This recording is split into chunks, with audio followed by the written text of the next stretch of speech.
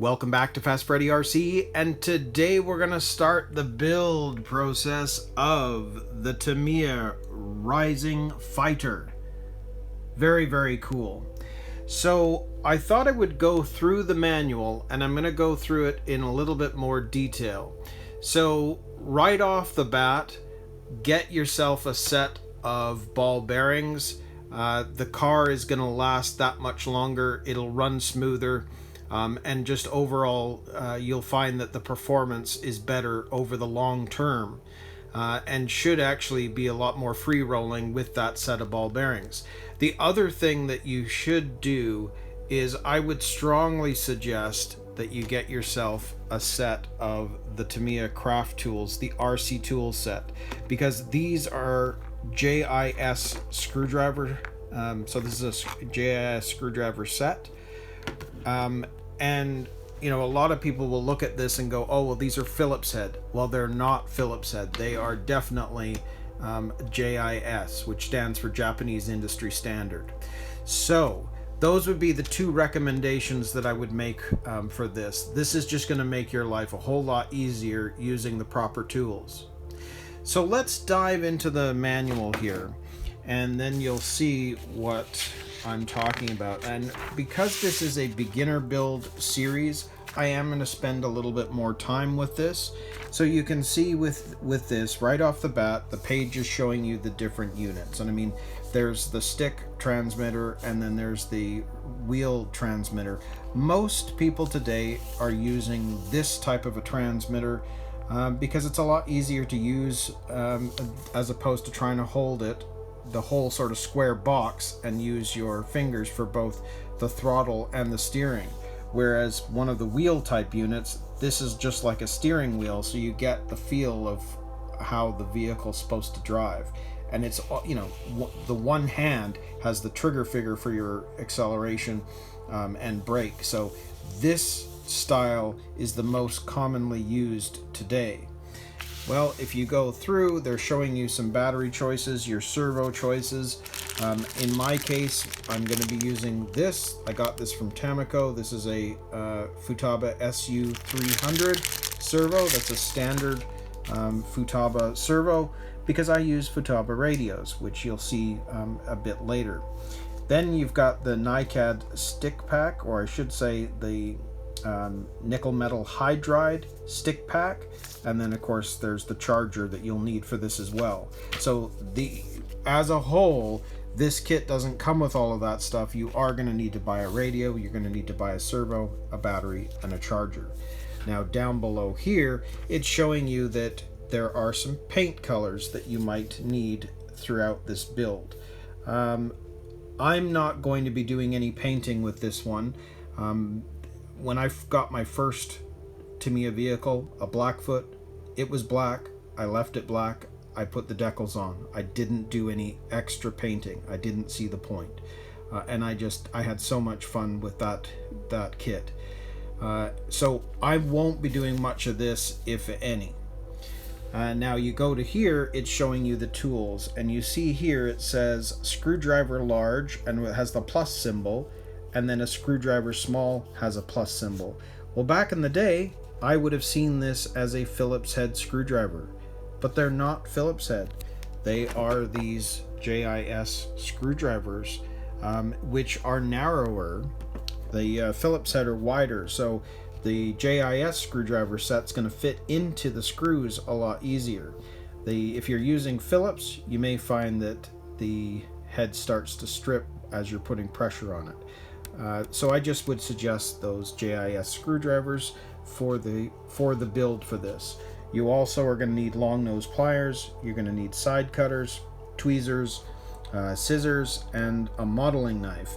And during the build, you'll see, because I'll demonstrate a couple of these, especially these side cutters, and you can see just how good they are to have for building this kit. Now you can see here they do have a safety operations, and I'm not going to go through that too much. You can do that on your own, but you know, it's just basically saying don't run the car into traffic, etc. Be careful about how it operates. And of course, you know, it's going to show you that, you know, if your battery's low, the car is probably going to run away on you. But of course, most technology today, the car just kind of shuts off, but just be aware of that. Then of course, it's showing you sort of the different things about how and what to do and what not to do. It's showing you an example with a Tamiya X-Spec 2-channel radio system. It's showing you how all of the items are going to end up being connected. I'll walk you through that as we go as well. And of course, they're showing you the regular stick controller as well. So if we continue on, well, right away, you can see that we're going to be charging the battery. And with the Rising Fighter, you are going to want to charge the battery, because the second step is literally checking the RC equipment. And this step is specifically for making sure that the servo is set to neutral. That is the key reason they have you do all of this, because you don't want to put on all of your servo saver pieces if the servo isn't set right. So in this particular kit, the charging's definitely coming first, and we're going to check the RC equipment. Then moving on to step 3, we're going to attach the steering rods to the servo and put the pieces on that are going to be required to attach the servo to the chassis. In step 4, we're going to be working on the chassis itself, and you can see that there are some pieces that we need to attach to the chassis, and it looks like we've got these brackets that need to be put on as well. And then this piece right here with the screw. Okay, and moving on. So then in step 5, we're going to be attaching the RC unit. So all of that equipment that we were just talking about all now has to go into the chassis. And then there's a couple of pieces that have to be added to it as well. Then in step 6, we're going to be working on the front arms. So you can see that we're going to be putting those together.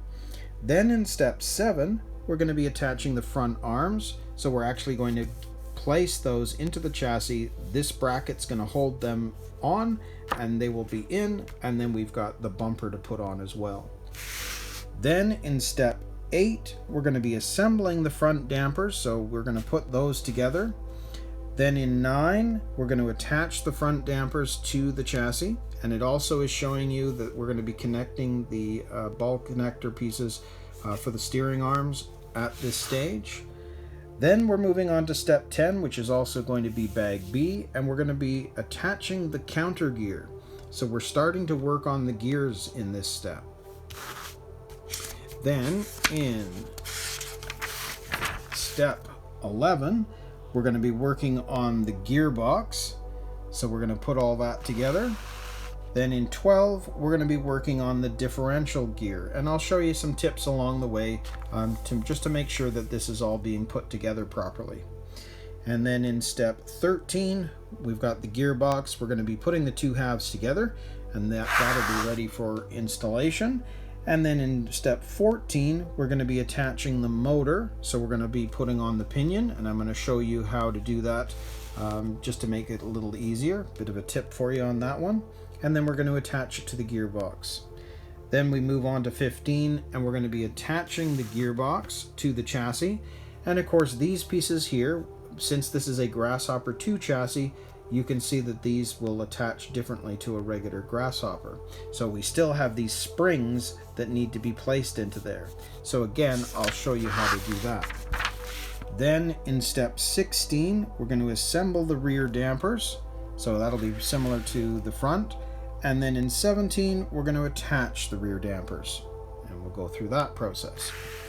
Then in 18, we're going to do the steering adjustment. So we want to make sure that the steering arms, and by the looks of it, are just slightly off of level. So they're going to be, the wheels are going to be slightly towed in on either side. So we're going to work with that as well. Then in step 19, we're going to attach the tires to the wheels. And then in 20, we're going to attach the front wheels. So we're going to put that together. And then in 21, we're going to attach the rear wheels. And moving on. Then in step 22, we're going to put the running battery in there. So we'll go through that process. And then in step 23, we've got the body assembly, and we also have to paint the driver figure. And I might paint this stock, I don't know yet. So we'll see as we go. And this is where the paints come in, of course. I have different paints, so we'll see. I'm not sure what I'm going to do there yet. Then in step 24, we're going to do the markings. So we're going to be putting on all of the decals onto the body at this point. And then in 25, we're going to be attaching the body to the chassis.